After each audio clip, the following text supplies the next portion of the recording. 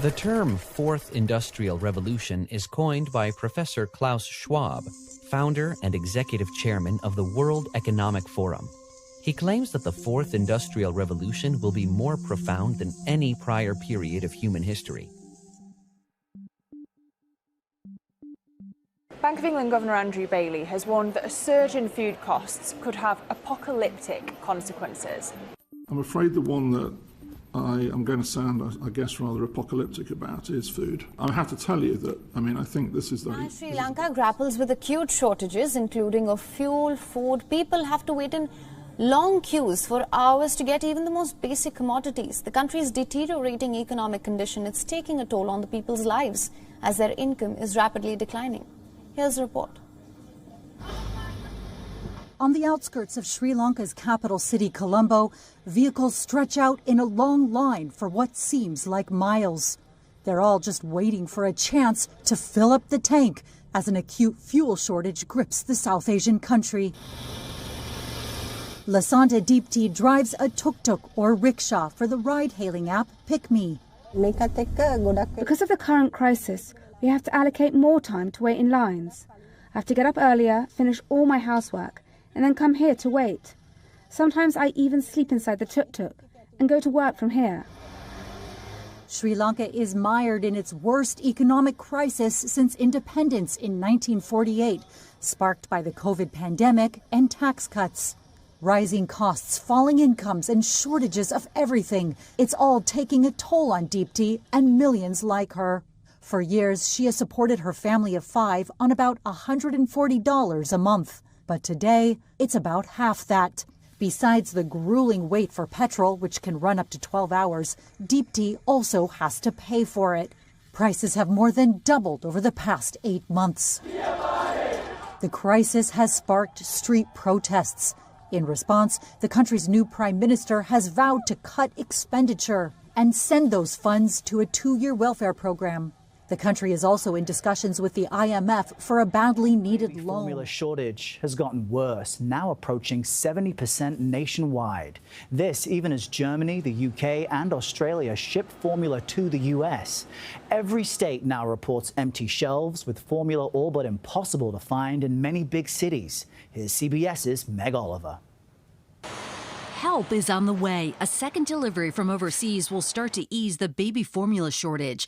The equivalent of about 1 million bottles of formula is headed to hospitals, stores, and families in need. The rising price at the pump means pain in the pocket for motorists, and especially for truck drivers dependent on diesel. It is very high and outrageous. The last time I filled up my truck in depth, it cost me $1,178. For Michael Whitaker, that's about a 70% increase compared to pre-pandemic costs. The Iowa-based operator has been driving his truck across the Midwest and Northwest for 25 years, but he's not sure how much longer he can stay in business. I fear that the companies, the country is going to go into a recession, and it's going to be bad. And I can see a lot of people going out of business and bankruptcies going at an all-time high. And we don't need that.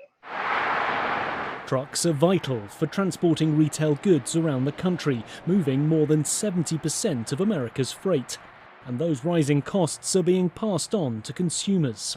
Not only has the cost of diesel fuel skyrocketed, but because of the ongoing trucker shortage, the cost of labor has gone up. So we've been seeing essentially a double whammy, a surge in fuel and labor costs that have certainly raised prices for many goods sold at the retail level significantly. To curb prices, the White House is weighing the release of reserves from an emergency stockpile of 1 million barrels of diesel.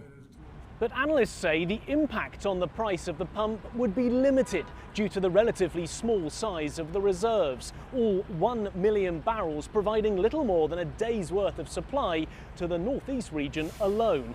And they're forecasting another problem: hurricane season. Strong storms this summer could knock refineries offline, disrupting supplies further and pushing prices higher. Imagine looking in your rearview mirror and seeing this 70,000-pound 18-wheeler behind you without anyone at the wheel. Well, we are pretty much there, because this truck is driving itself.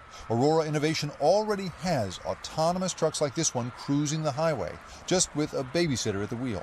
At Aurora, we're building self-driving technology. Sensors track what's going on around the truck, and an onboard computer not only drives, it does so as politely as possible so it won't freak out anyone else on the road. It's a combination of hardware, software, and data services that allows us essentially operate vehicles autonomously. These trucks all share a common robot brain, and that brain has driven 5 million real-world miles. Every time one truck drives, they all get smarter. So it really understands the world based on all of the experiences that it's been through. So whatever we're likely to see, I was going to say bump into, that's not the right word. No. Will be, in theory, something that it has encountered either in the real world or in simulation. Or something similar, right? And so it knows how to handle that situation because it's encountered it before. For the moment, 2 experienced drivers are part of every ride. He watches the road while she watches the software and describes what's coming next. She's watching how the Aurora driver is perceiving the world and how it's making decisions. And she's keeping him updated on it constantly. We drove a few miles between Dallas and Houston, a run that these trucks just began making for FedEx. And by the end of 2023, the company says they won't have anyone inside.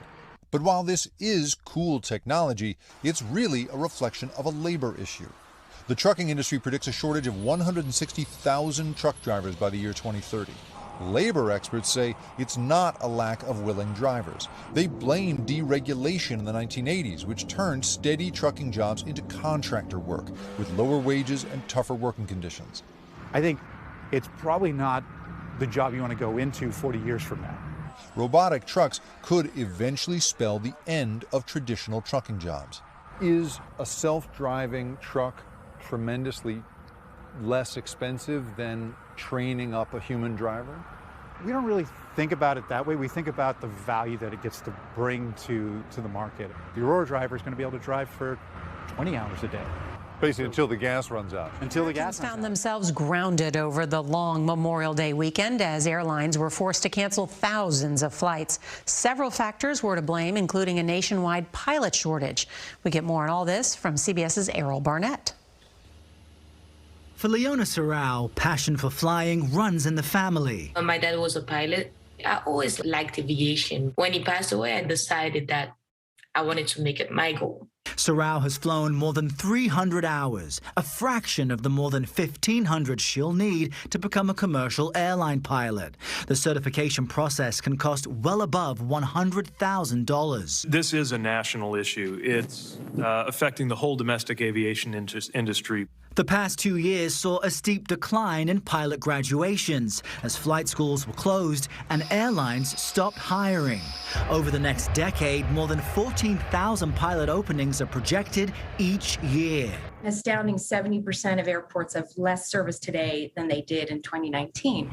Rural parts of the country are suffering the most as airlines cut routes to smaller markets. There are communities across the nation that have lost all their air service. The airlines are getting creative to get pilots trained for the flight deck. United and Alaska have created their own flight schools, and Delta eliminated their 4-year degree requirement, the last carrier to do so. We need roughly 1,000 or so this year.